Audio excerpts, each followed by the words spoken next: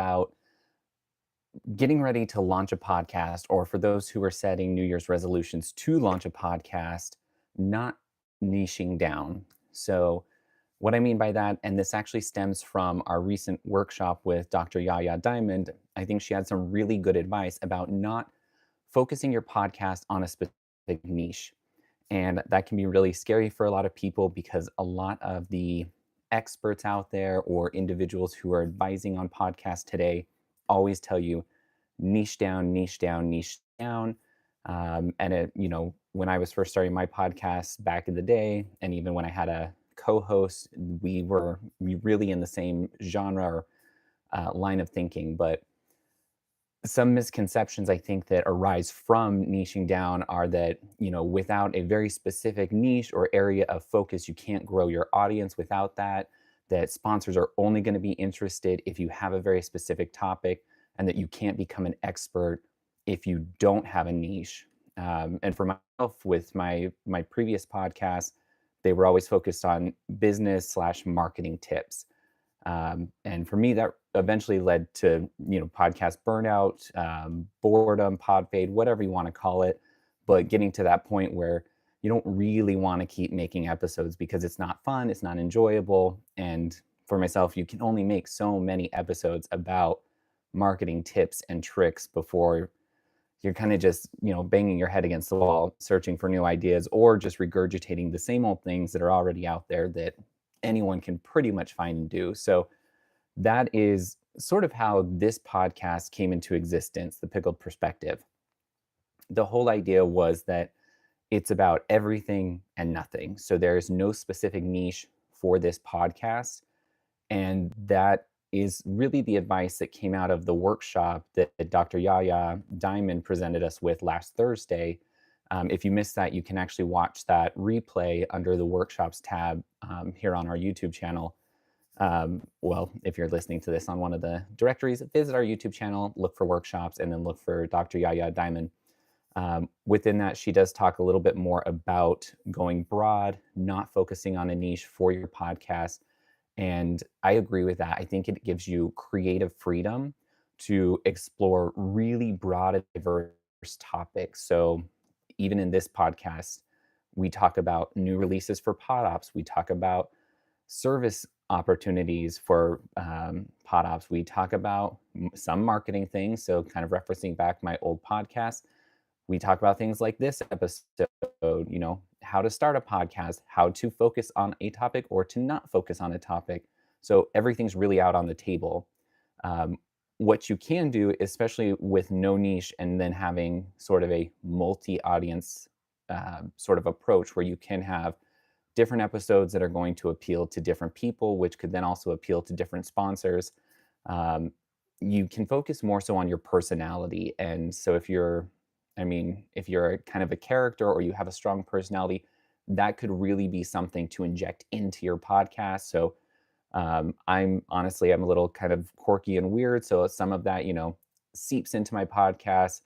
I also flub a lot in the sense of I will make mistakes.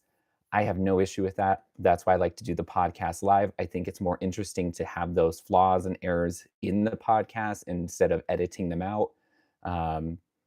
I think it just adds a little bit of flavor and flair to whatever that is, whatever your podcast is. So I think the individuals who will you'll attract to your podcast, they'll be interested also in that individuality that you're bringing to your show. And so that really, again, leads to, if you're not niching down, if you're focusing on broad topics, you can also have all kinds of guests. So no niche means you don't have to have experts in one single vertical. They can be across the board. If you meet somebody while you're out and about this holiday season and they're fascinating, have them on as a guest. Who knows? They could be a microbiologist, or they could be the most fascinating cashier you've ever met at your local grocery store. Everybody has their own stories, and bringing that into an environment where they can tell them and they have a forum, you can get great information out of people just giving them the ability to talk. And I would again reference back to this last workshop we did with Dr. YaYa Diamond. Her focus was on mastering the mic and interview techniques. She gives some really good tips on how to help make people comfortable. So, having some conversations with them prior to hitting record or live, whatever your platform or your style of recording and interviewing is, and how you can just kind of give them some questions and listen. Let them talk, let them do the work.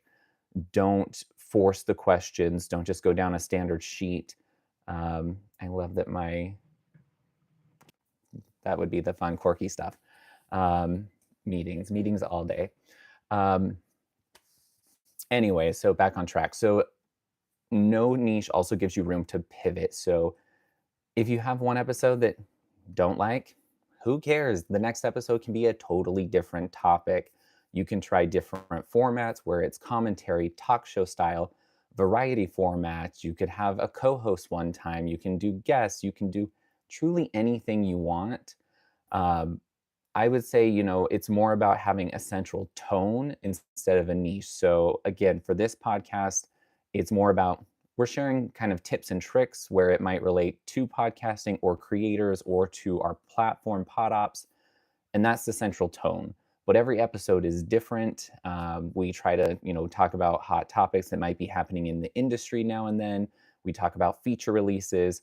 So the episodes connect together, but there is not one central storyline across. So if you just pick an episode and play, great, you're good with that one. You don't have to listen to them in order. It's not a serial podcast. It's not even episodic. So it doesn't matter if you start from this one and go backwards or do them all out of order. I think there's some freedom in that as well.